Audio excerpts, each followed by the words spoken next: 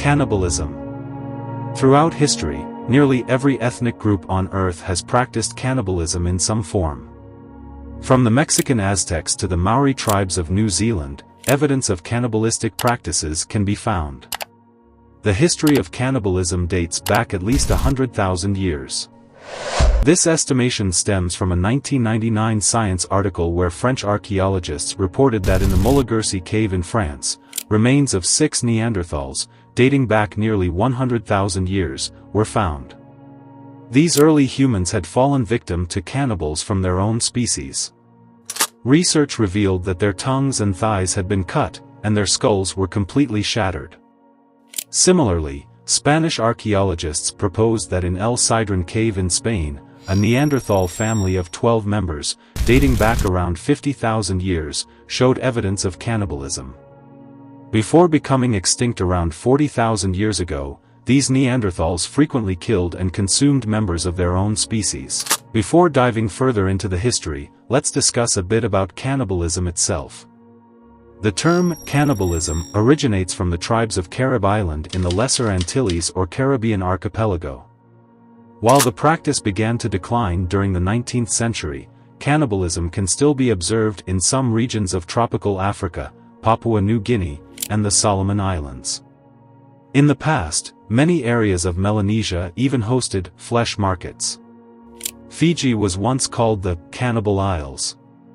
In present-day India, the Agori sect also claims cannibalistic practices.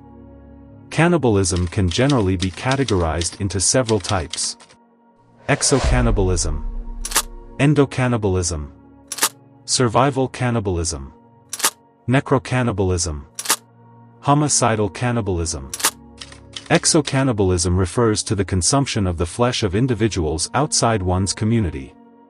This was notably prevalent among the Aztec tribes, who believed that eating the flesh of war captives would bring them divine blessings. The Aztecs also performed various rituals on these captives. During these ceremonies, they would enthusiastically consume the prisoners' flesh together.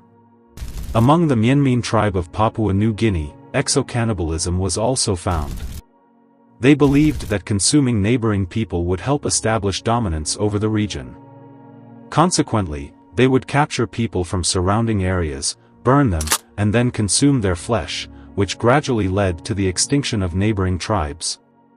Endocannibalism primarily refers to the consumption of the flesh of one's own community members. The Wari people of the Amazon basin were notably known for this practice. When a member of their tribe passed away, they would cut and consume the body, a ritual many believe was an inseparable part of their religious customs. Similar practices were also observed among the tribes on Tanna Island in Vanuatu. This can also be classified as necrocannibalism. However, according to some, the Wari consumed the brains and flesh of the deceased in hopes of inheriting their ancestors' wisdom. In certain African tribes, there exists a tradition where a community sacrifices its leader for their well-being. In the movie Pirates of the Caribbean, Dead Man's Chest, Johnny Depp's character is seen as the chief of a Caribbean island tribe, who later ties him to a wooden frame and suspends him over flames. This tradition of offering a leader for the community's prosperity can still be observed among some African tribes. Survival cannibalism occurs in extreme situations where survivors, with no other options, make a difficult choice to sacrifice members one by one to sustain the rest. The deceased's liver, kidneys, and bladder may be consumed, even urine might be drunk to quench thirst, often in cases of being stranded at sea. This concept is vividly depicted in the movie In the Heart of the Sea. In 1972, a plane crashed in Chile's Andes Mountains, with most of the passengers dying on impact. After a few days, food and water ran out, and the survivors made the decision to consume the bodies of the deceased until rescue arrived. They survived approximately 70 days before rescue teams reached them. One might wonder how the bodies did not decompose over that time. Due to the Andes' high altitudes, which are mostly snow-covered, the cold preserved the bodies. Rescuers eventually found 16 survivors and the scattered remains of their companions. Homicidal cannibalism refers to the act of intentionally killing someone to consume their flesh. One of the most chilling examples of this is the case of the infamous serial killer Joachim Kroll, also known as the Duisburg man-eater. Born in 1933 in Hindenburg, now part of Poland, Kroll reportedly began showing signs of mental instability after the death of his mother. His horrific crimes came to light on July 3, 1976, in Duisburg, Germany, when a bizarre plumbing issue led to a shocking discovery. Oskar Muller, a local resident, complained about a clogged drainage system and contacted the authorities.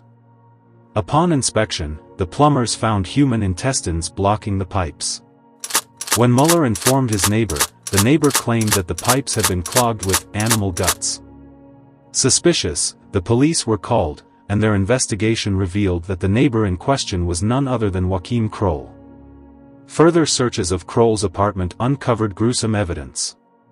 The dismembered remains of 4-year-old Marion Ketter, who had been missing for days, were found.